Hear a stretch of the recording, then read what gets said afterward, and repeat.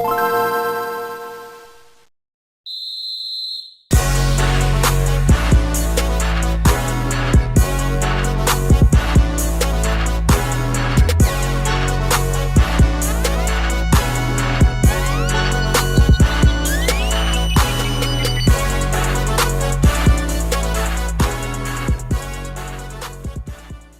good, Cowboys Nation? It's your boy Cowboys Classic here yet again with another video. If you here strictly for Cowboys business, then you might want to skip forward. But I am going to talk about what's going on with the Eagles because I enjoy talking about stuff like this. I enjoy it. You know what I'm saying? Like I said, man, in previous videos, the Eagles content creators, they be the first ones making videos about what's going on with the Cowboys. Ain't got nothing to do with them, but they're the first ones making videos. So you know what? I said, let me be petty today.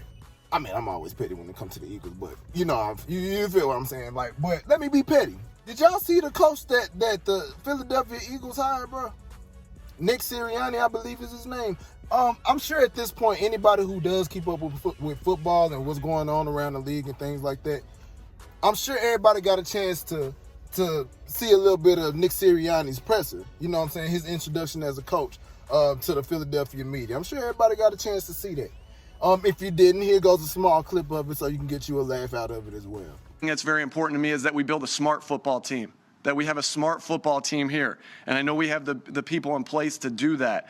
The first part of that, the first part of being smart is knowing what to do.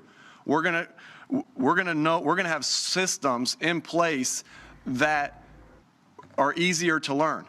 All right, complicated to the defense or offense that they're going against or the special teams group they're going against, but easy for us to learn.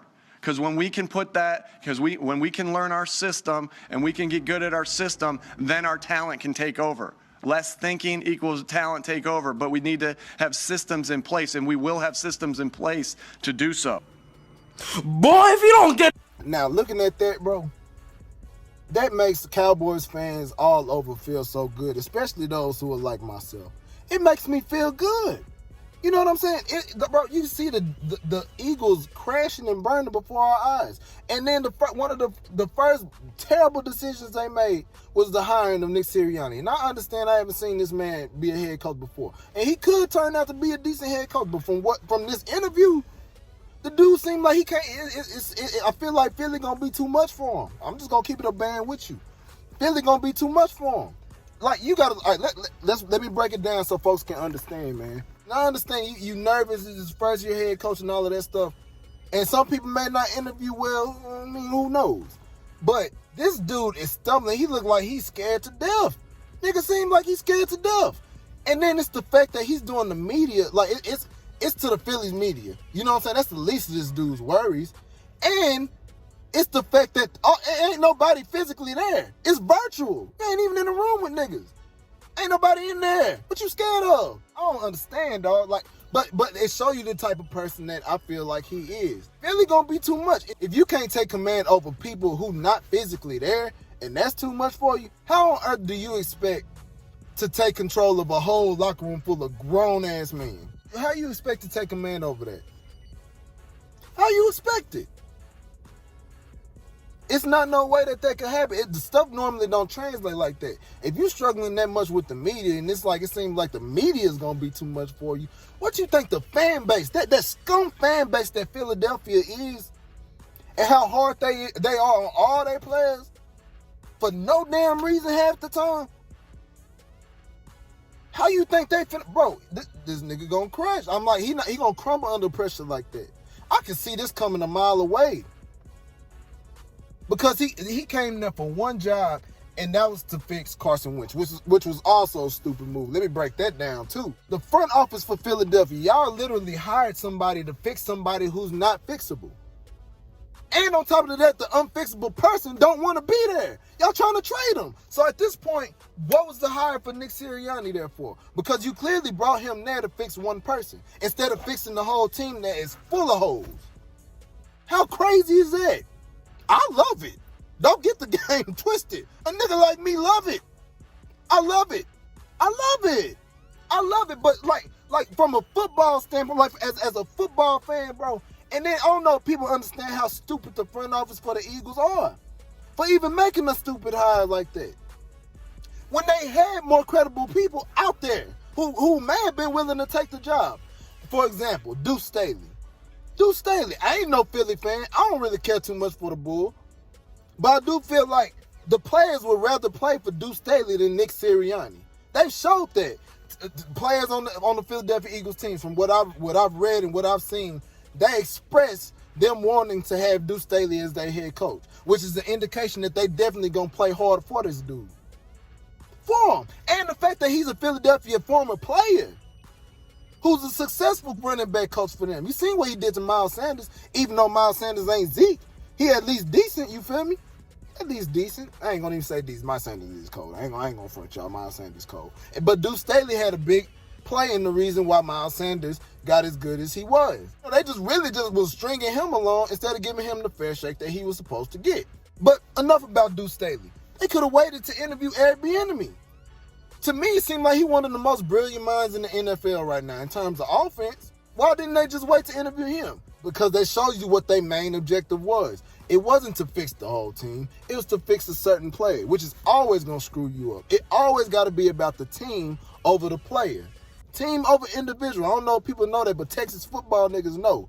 TOI, team over individual. That's facts. But that's not the way Philly operates, which is why you're going to see all of this stuff go downhill. You see everything going on with Carson Wentz. What's crazy is that Carson Wentz might not, more than likely, not even going to be there, to be honest. He's probably not going to be there. They might trade him for a ham sandwich and a bag of chips, but that might be it. My thing is now, like, long term, like, I don't think Nick Sirianni will be there, because without Carson Wentz there to fix, I feel like what is he really there for? Is his offensive mind that brilliant to warrant him being the head coach for an NFL team just yet? Because out there was more credible coaches who still didn't get that shot.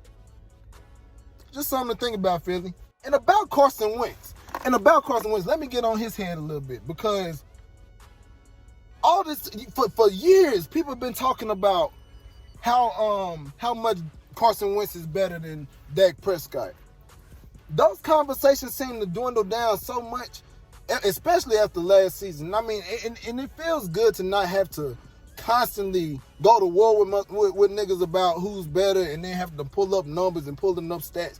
All that stuff get old, but now people starting to see for themselves. But what's crazy about Philadelphia Eagles fans, not only the fact that they call us delusional all the time, but they sound delusional as hell, especially the past few months. They sound crazy as hell. Crazy.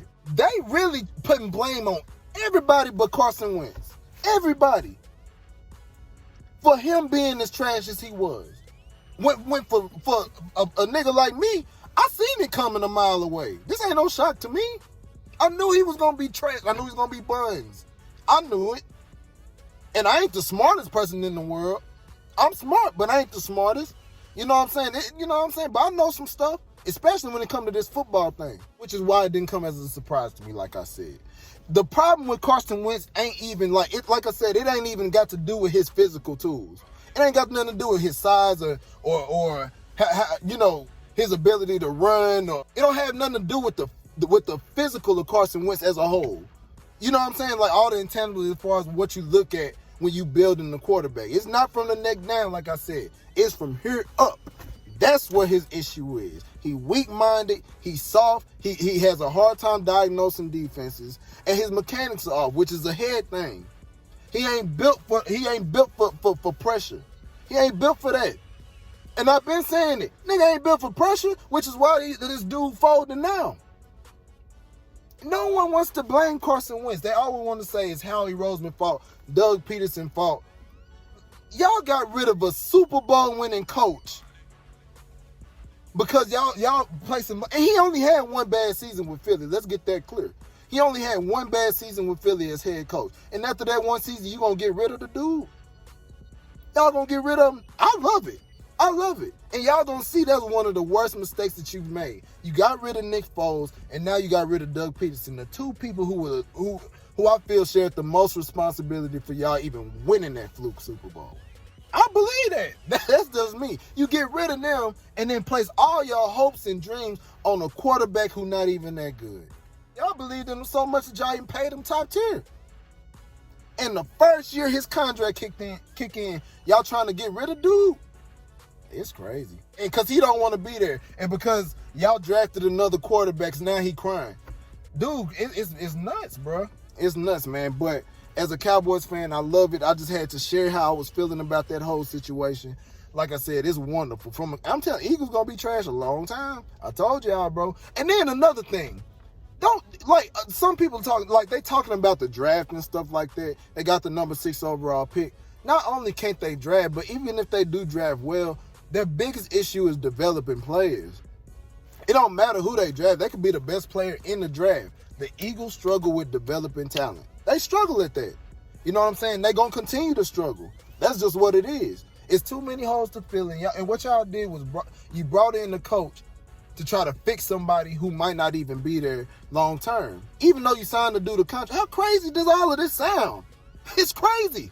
But I love it. I love it, man. You know what I'm saying? But, Eagles are a dumpster fire. I just thought that, from a rival team fan, y'all should hear that. Y'all should hear that real. And it's not just me hating on y'all, even though I do hate y'all. It's me keeping it 100 with everybody. You know what I'm saying? So Cowboys fans, enjoy their misery. Enjoy the Eagles' misery. Just like they enjoy ours, we going to enjoy theirs. Bottom line, man, one love to all of y'all. Everybody who subscribe, everybody who comments, all that, showing love and all of that. I appreciate that. One love to all of y'all. I hope everybody's been good. I'm going to keep the videos coming, man. Cowboys Nation, rise up. If you ain't with us, wise up. Holla at your boy, man. Peace.